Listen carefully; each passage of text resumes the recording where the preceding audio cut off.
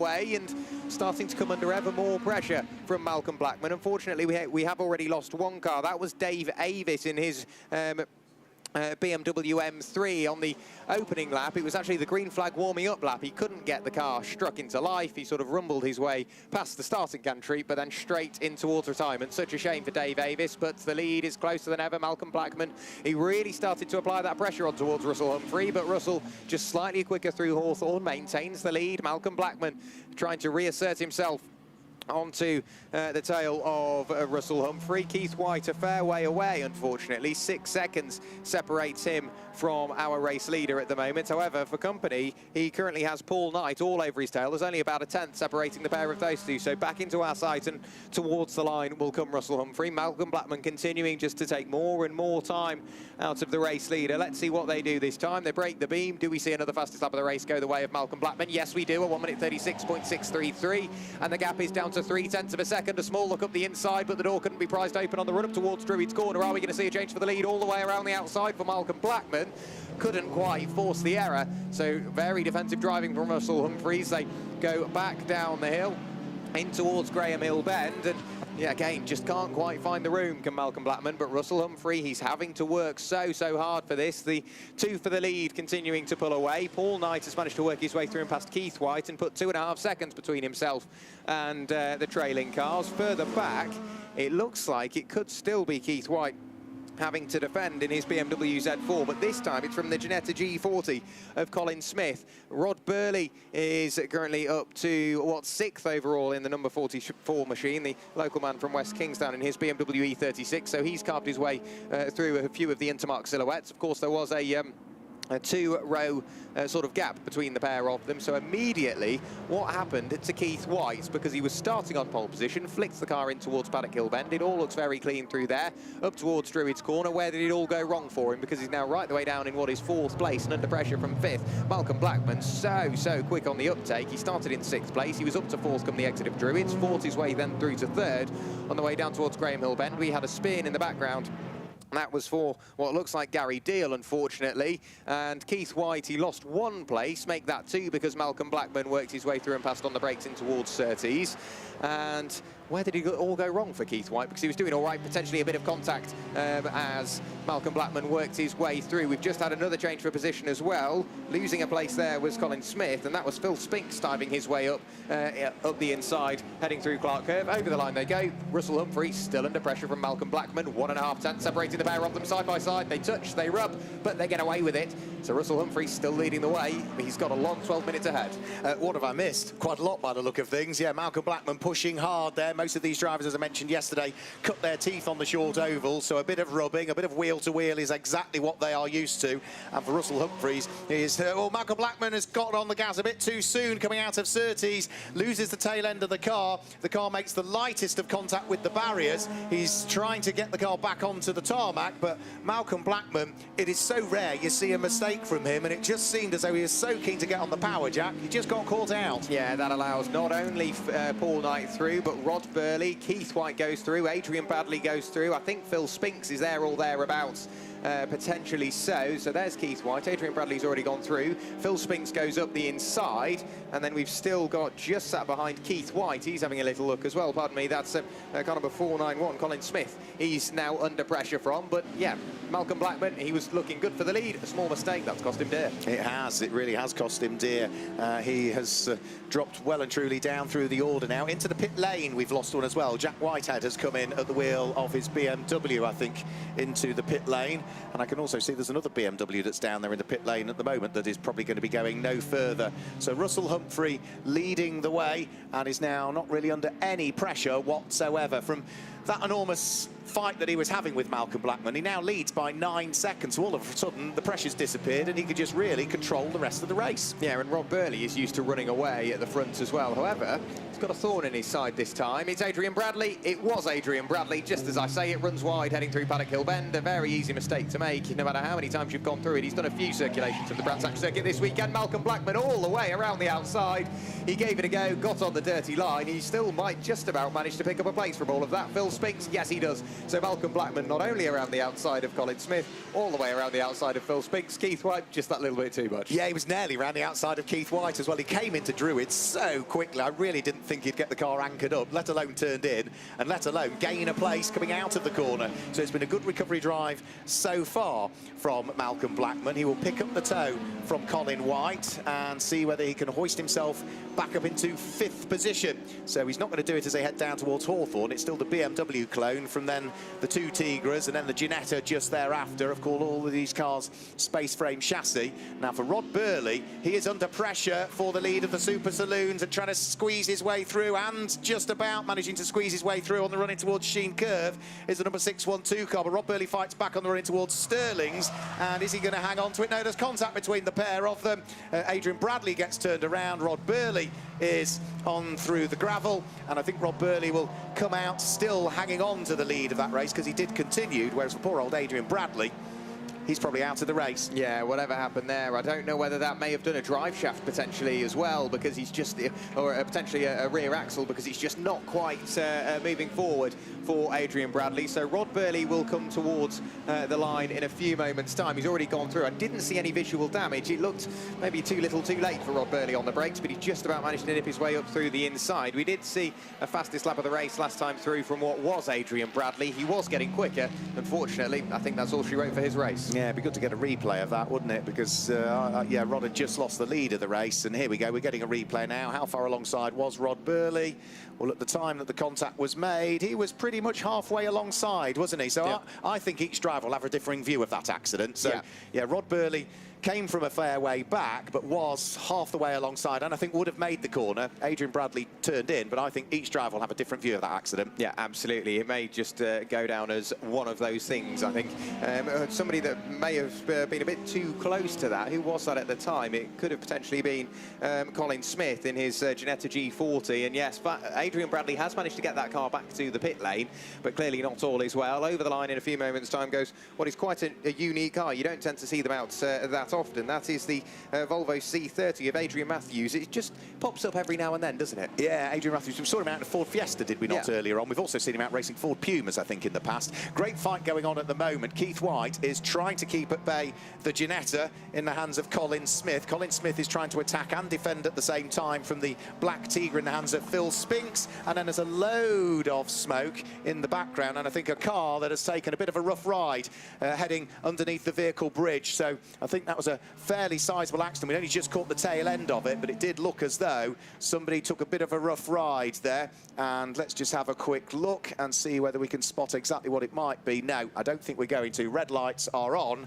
And, well, that was just out of camera shot, but we did see a car that was taking a bit of a rough ride. Not quite sure what caused that to happen, but that looked like there was a bit of an incident there. Yeah, the first thing that obviously will happen is that the fabulous Brands Hatch Marshals will be straight there and attending to that incident, and there's a couple of cars just working their way on towards the grid. We did have a car stop as well, I think, just after the incident, whether they were involved or not exactly sure who that was. At first glance, I think it could have been Ian Seal that just pulled himself over to the side, but the red flags and red lights straight there, whatever went on, yeah, like you say, a rather rough ride for whoever that may have been.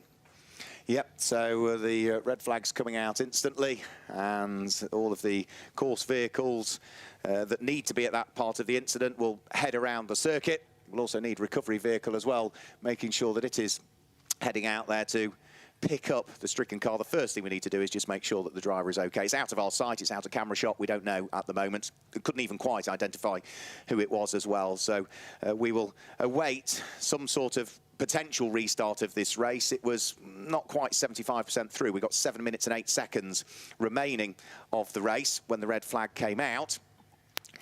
And then, subject to the pressures on the timetable, that will give us an indication as to whether we're going to get any sort of restart for this one as not, or not. We are timetabled to finish at 18:20 is the timetabled finish. We have to close off the PA at 18:30, and we hit that yesterday.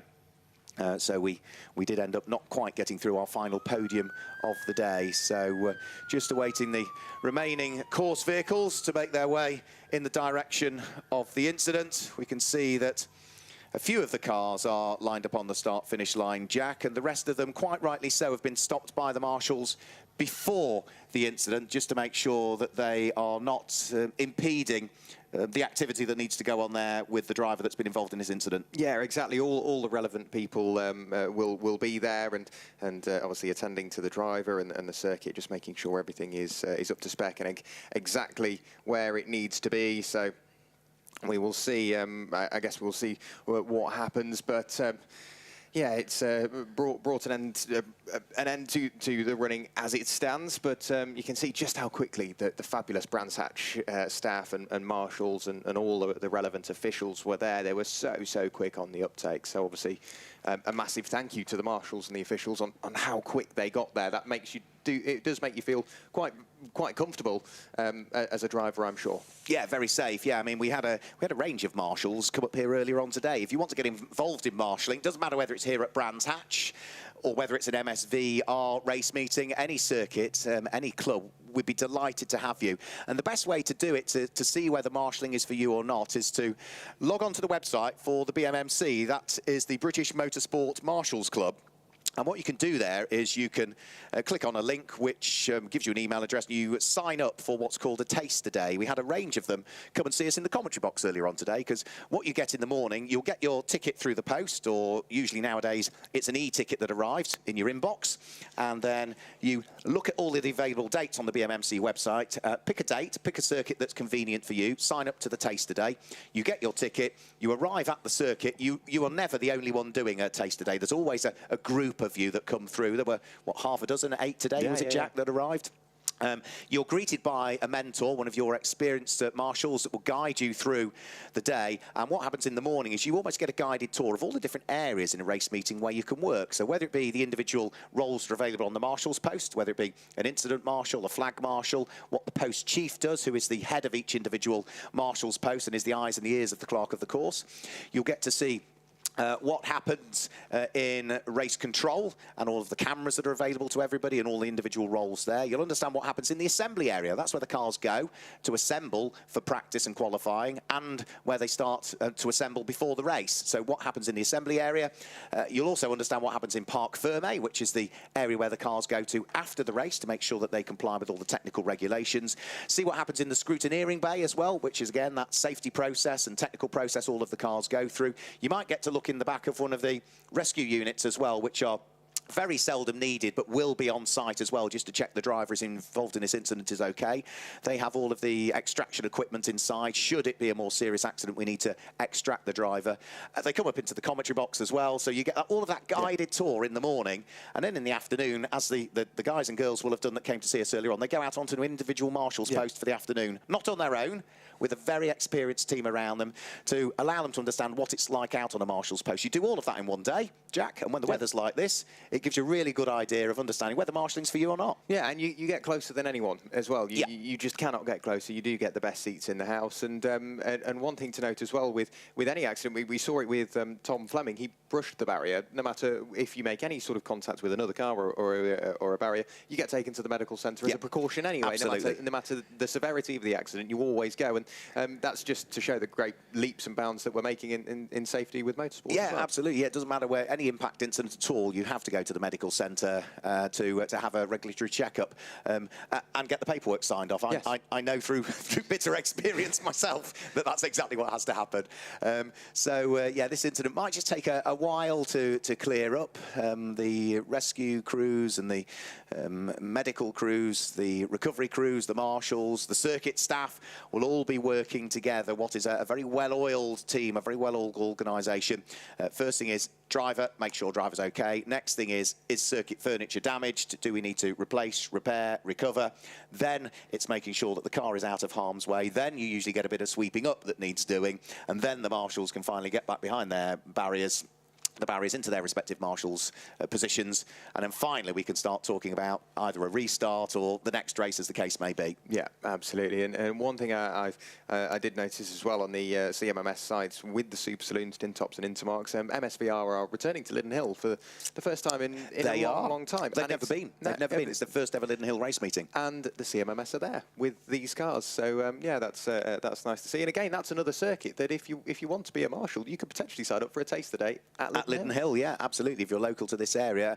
You're down at that one. I've never been to Lydden. I've not been yet. It's a long way from home, but yeah, it is. Particularly for a one-day race meeting, which I think it is, isn't it? Yes, it is a one-day race meeting. It is quite the way, but yeah, it's nice to be able to be there with MSVR. And yeah, I mean, for the crowds that are staying here, it's great to see you all here. It's been a very busy day, even as a spectator. I'd imagine it is rather tiring being sat out in mixed conditions, rather sunny this morning, fairly overcast this afternoon, and being out in the fresh air, trying to keep up with some of the fabulous racing that we've got. So I'd imagine, yeah, you'll need a well-earned rest, but at least you can have a line tomorrow, eh? You can, yeah, you can have a line. Bank holiday Monday tomorrow. But remember, there's also a very busy calendar of events here at Brands Hatch throughout the course of the rest of the year. So if you want to come here, of course, next weekend, then it's one of the highlight events, isn't it? The visit of, the first of two visits, of course, for the Quick Fit British Touring Car Championship is here next weekend at Brands Hatch. So that is over the course of the 11th and 12th of May. All of the usual supporting package coming via way of the Porsche Carrera Cup GB, the Rocket British Formula 4 Championship, the Virtue Motors Mini Challenge. The Legends Cars Elite Cup with JLM will also be out as well. They had some cracking racing at Donington Park for the opening rounds of that championship.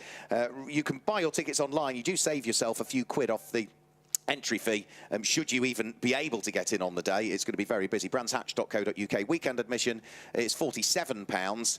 Race day admission online is £35. Remember, children under 13 always go free, though. Always go free. Weekend after that, we see MSVR back here with the GT Cup Championship on the Grand Prix circuit that weekend, with the likes of the Porsche Club GB supporting. They will also have the Focus Cup supporting that one, amongst others as well. That's in 2 weeks' time on the Grand Prix circuit. In 3 weeks' time, we're also on the Grand Prix circuit again, where we have the Masters Historic Festival here at Brands Hatch. So a journey back to the golden era of motorsport at Brands Hatch. Masters Historic Racing will be providing races from the Masters Racing Legends, which is for classic Formula 1 cars, so from about 1966 up to about 1985, something like that. The Masters Endurance Legends, which is for retro Le Mans icons, so the likes of the big old Lolas, the T70s will be out in that, amongst other things. And we also see racing from the Masters Endurance Legends will be for things like the Ferrari 430s, the Peugeots will be out in that one as well. Then the Masters Sports Car Legends is for the Lola T70s. Gentlemen drivers we'll see out. We'll see the Pre-66 Saloons, and there's a range of other demos and displays as well. Again, brandshatch.co.uk is the place to look for all of that. And another highlight event I just want to pick out as well, because it returns yet again, American Speedfest 11. If you've never been to American Speedfest and seen the NASCAR Wheel and Euro Series, which is the only NASCAR affiliated championship this side of the Atlantic, you probably need to do that as well. Speedfest.co.uk is the place to go for that one.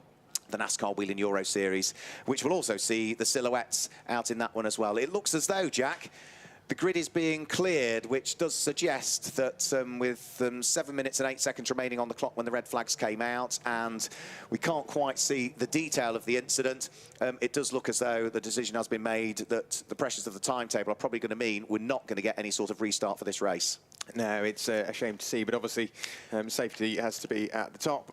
So let's just confirm the results for you. Russell Humphrey will be the winner for this one, with Paul Knight in second place and Rob Birley there in third. Malcolm Blackman, despite the spin, will finish in fourth place with Keith White there in fifth position. And sixth will go the way of the car of Colin Smith. Then it's Phil Spinks from Ronan Bradley. Mick Robertson will finish in ninth place, and completing the top 10 will be Shepherd. And usually you can see them with the enormous amounts of cars down there. Sam Haywood just outside of the top 20 in his Renault, Bob Hosier in his Seat there in 27th, and so on and so on and so on. A huge grid of cars were assembled for that race, but sadly the incident is going to take, we can only imagine, a longer period of time was originally anticipated, so any sort of restart for the Classic and Modern Sports Car Club is simply not able to happen. So The cars are being ushered back into the pit lane area and the paddock area, but they will be back out again. As Jack mentioned, Liddon Hill, amongst other things, they'll be back out. Mallory Park is actually their next one in 2 weeks' time, 18th and 19th of May up there. So if you've been watching the live stream for the Classic and Modern Sports Car Club, thanks for joining us at Brands Hatch. We'll see you again very soon.